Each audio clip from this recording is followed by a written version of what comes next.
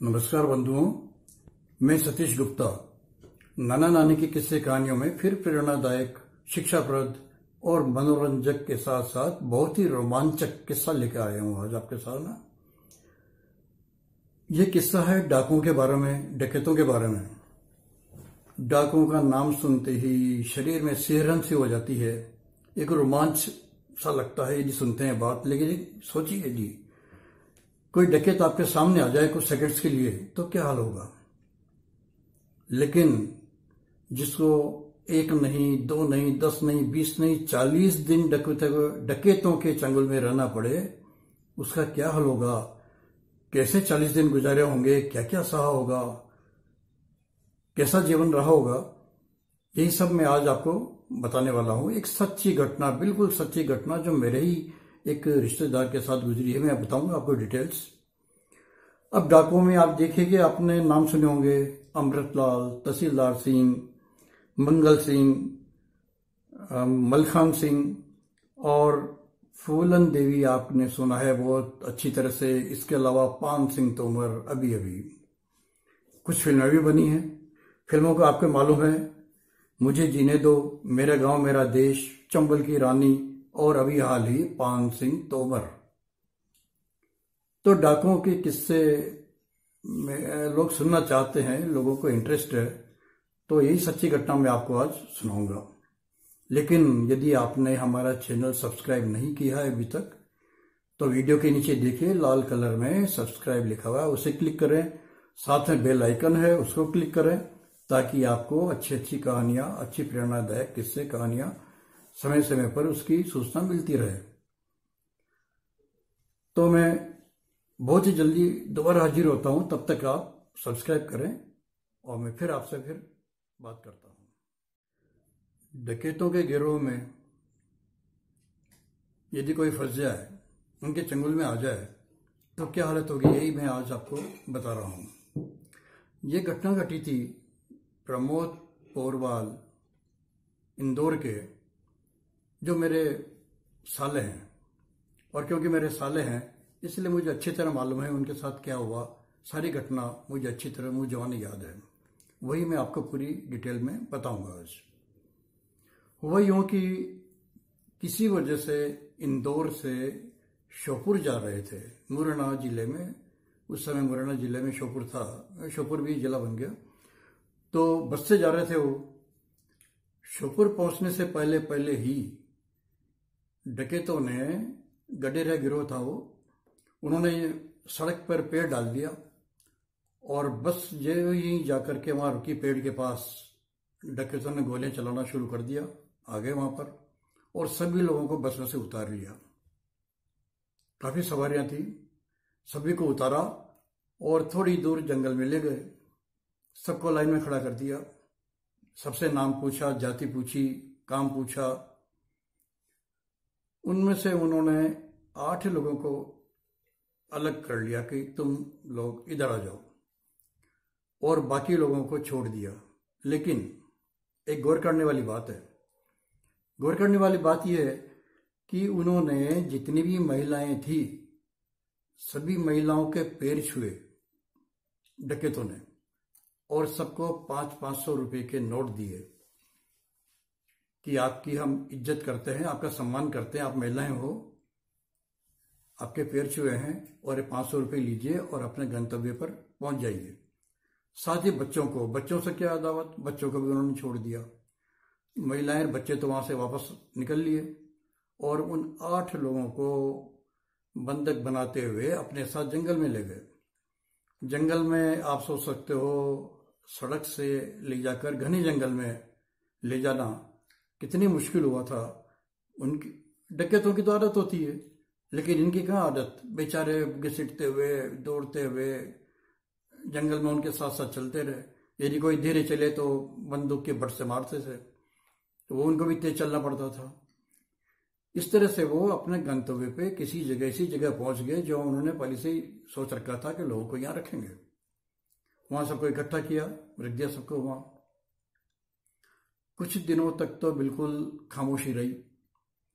वहां पर उन लोगों को रखा, सबको काम बांट दिया किसी को बोला तुम्हें पानी लाना है, पास में कोई पोखर कोई गड्ढा वहाँ पानी भरा हुआ है, वहाँ से पानी भर के लाना है। किसी को खाना बनाना है, किसी को बिस्तर बिस्तर क्या, बेचारे ये 8 लोग, कई लोग फोम के गद्दे पे सोते थे, डनलप पिलो पे सोते थे। उनको जंगल में ऊबड़ खाबड़ जमीन पर सिर्फ एक फर्श बिछाकर सोना होता था। और आप देखिए सोने का भी किस तरह का इंतजाम था। सबको लाइन में एक साथ सुलाते और एक दूसरे के पैर एक दूसरे से बांध देते डोरी से, ताकि ऐसा नहीं हो कोई रात को उठ के भाग जाए। और किसी को यदि जरूरत पड़ी, थोड़ा प्रेशर बढ़ गया तो वो आवाज लगाता, उनके पैर खोलते और वो अपना काम करके वापस आके सो जाते, फिर पैर बांध देते। तो इस तरह की दिनचर्या उनकी चलती रही। खाना बनता, कभी कभी ऐसा भी होता कि खाना कम पड़ गया तो सब बराबर, ये एक बात अच्छी थी उनमें, चाहे डकैत थे लेकिन बराबर खाना बांटते थे। ऐसा नहीं खुद ज्यादा खा लिया और इनको कम दिया। कुछ दिन खामोशी रही, उनको मालूम होता है क्योंकि प्रिंट मीडिया, इलेक्ट्रॉनिक मीडिया सब में बड़ा हल्ला मच गया था। टीवी वाले कैमरे लेकर के इंदौर में हमारे ससुराल में साले के घर पे पहुंचते और वहां उनसे सारी बातचीत करते, वीडियो बनाते, चैनल पे दिखाते। न्यूज़पेपर से बड़ी बड़ी खबरें आती, इंदौर के प्रमोद गुप्ता पोरवाल डकैतों के चंगुल में, इस तरह की खबरें भी आने लगी खूब। बात इतनी बढ़ गई धीरे धीरे कि प्रेशर बहुत बढ़ गया सरकार पे, पुलिस पे। मैं आपको बता दूं कि इंदौर के बहुत बड़े नेता कैलाश विजयवर्गीय, वो भी घर पे पहुंचे और उनको सांत्वना दी और कहा कि मेरी तरफ से पूरी कोशिश करूंगा कि वो सकुशल वापस छूट के आ जाए। कोशिशें चल रही थी, लेकिन कुछ दिनों के बाद सब लोगों के दूत होते हैं, सबके अपने अपने कॉन्टेक्ट्स होते हैं। यह सूचना मिली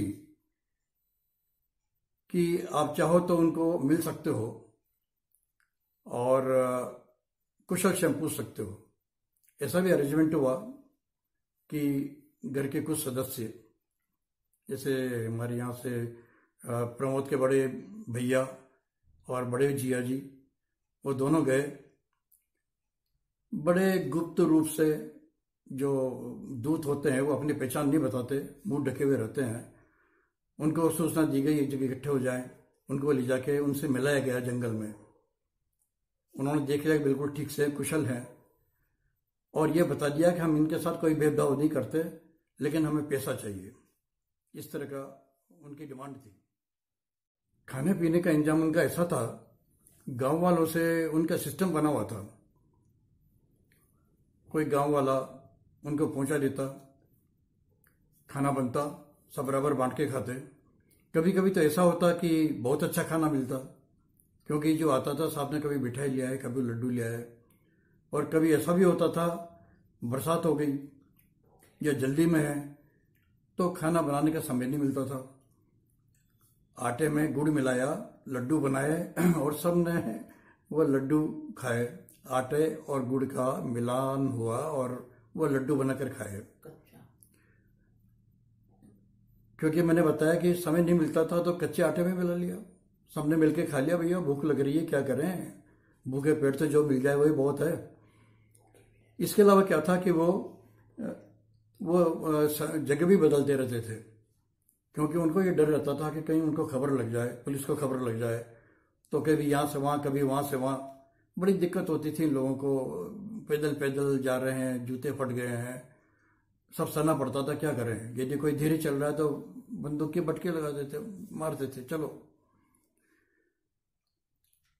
और इस तरह से जो है ये समय निकलता गया।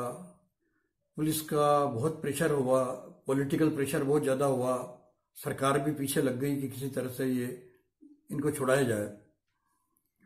लेकिन खतरा था एनकाउंटर हो जाए। यदि पुलिस एनकाउंटर करे तो इन 8 लोगों की जान भी खतरे में है।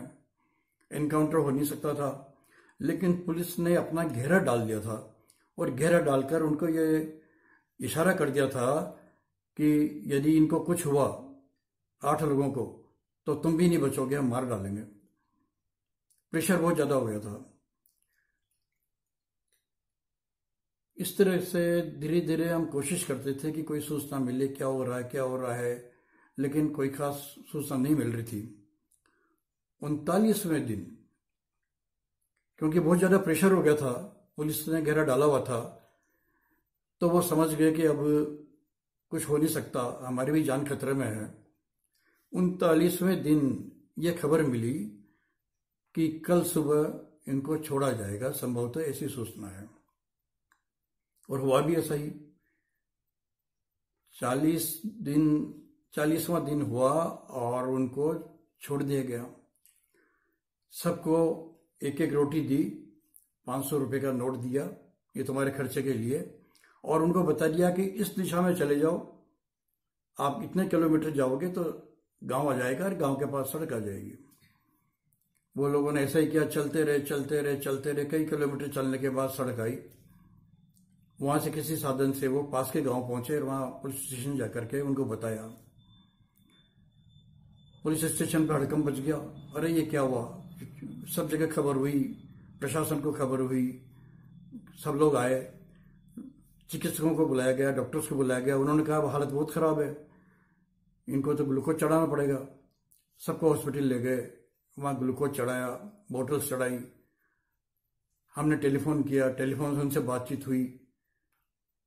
उसके बाद क्योंकि मालूम था कि कुछ दिन बाद छूटेंगे, तो शिवपुरी चले गए थे उनके बड़े ब्रदर विपिन और उनके बड़े जियाजी जगदीश जी कंजोलिया।